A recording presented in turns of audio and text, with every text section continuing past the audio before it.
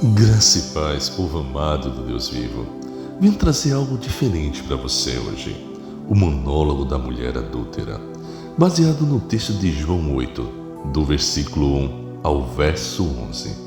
Presta bem atenção nesse ponto de vista. Desde pequena, eu sabia o que era certo.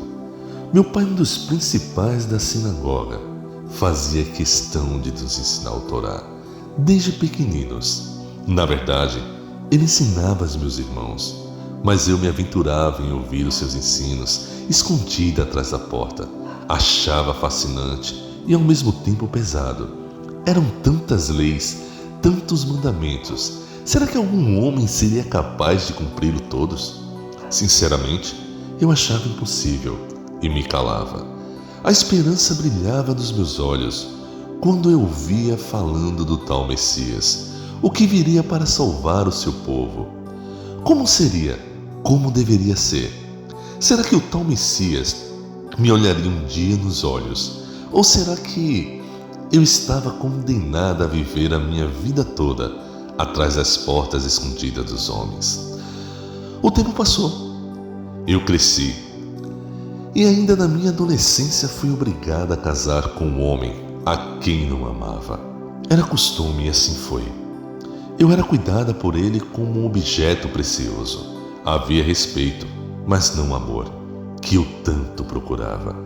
Os amigos do meu pai me consideravam a jovem muito bonita e faziam questão de extremamente dar as suas opiniões. Eu gostava, não ouvia tais elogios do meu marido. Fui me acostumando àqueles elogios.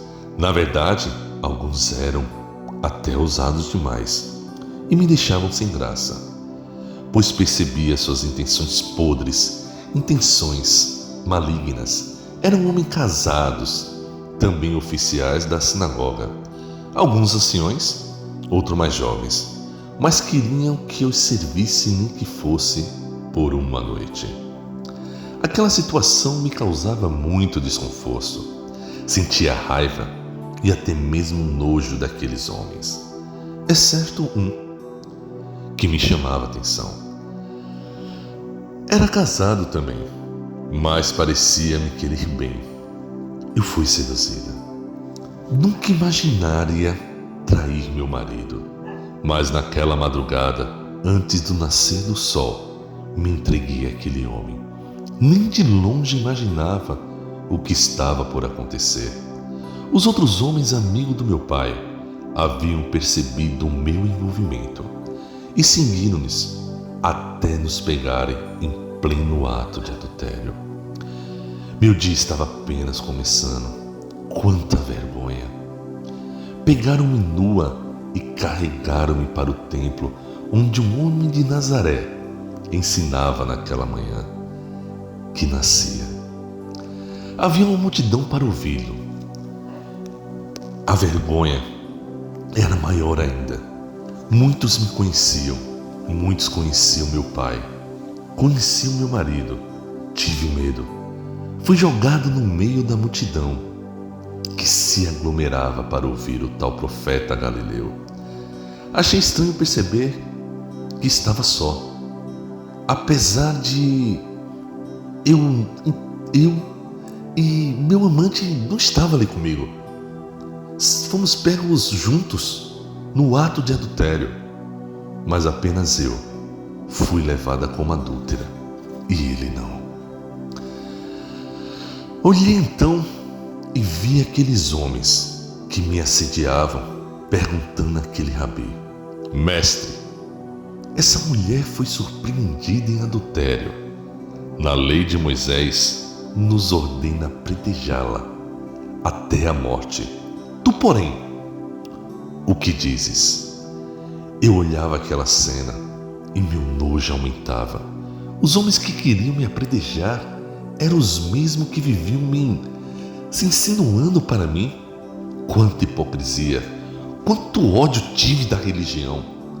O tal rabi Galileu, calado, de repente inclinou-se e começou a escrever na terra com seu próprio dedo. Eu não acreditava no que meus olhos começavam a ler. aquele homem começou escrevendo o meu nome, e embaixo do meu nome começou a enumerar os meus pecados. Todos eles, todos os meus pecados. Eu queria a morte naquele momento, que as palavras viessem logo, que as pedradas também chegassem. Eu não suportaria tanta vergonha.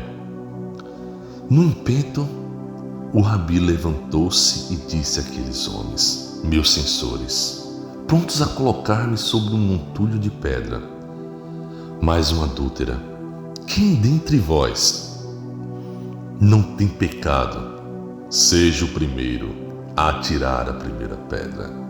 E voltou a escrever meus erros na terra. Algo muito estranho começou a acontecer. A começar dos mais velhos, um por um, foram largando as pedras em seus pés, virando as costas e indo embora, ficando só eu e o tal profeta. Eu tremia. Ele calmamente levantou-se e veio em minha direção. Percebi algo no seu olhar. Era diferente. Ele não me desejava. Vi amor nos seus olhos. Nunca antes alguém havia me olhado assim.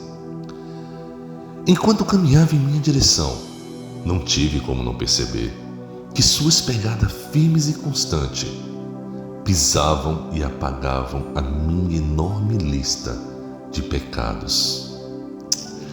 Lembrei-me de um texto que sempre ouvia meu pai ensinar aos meus irmãos. Pelas suas pisaduras fomos sarados. Seria esse rabi diante de mim o Messias esperado? Bem que eu já havia ouvido falar rumores a respeito disso. Ele aproximou-se de mim e, tirando a sua capa, cobriu a minha nudez. Perguntou-me com uma voz inconfundível, firme e amorosa: mulher, onde estão eles? Ninguém te condenou. Minha voz trêmula, balbuciando, disse: ninguém, Senhor. Ele então, segurando as minhas mãos e erguendo-me no chão, olhou nos meus olhos e disse: nem eu te condeno. Vai-te agora em diante e não peques mais. Meus olhos marejados ainda puderam ver aquele homem se afastando e voltando a ensinar o povo. Eu estava verdadeiramente diante do Messias. Olhei para o chão e lá estavam todos os meus pecados apagados pela sola dos seus pés daquele rabi. Só uma coisa não havia sido pisada: o meu nome. Ele estava intacto e escrito pelas mãos do próprio Salvador. Lembrei-me então de outro texto sempre recitado pelo meu pai, acerca do Messias: ele não esmagará a cana quebrada, nem apagará o pavio que ainda fumega. Fui para casa, mas sabia que daquele dia em diante nunca mais seria a mesma. Nunca esqueci de seu olhar, sua voz e seu amor. Nem do seu, nem eu te condeno. Prossigo em meu caminho, às vezes tropeçando, mas sempre com a sua fala graciosa ecoando dentro de mim: vai, de agora em diante, não peques mais.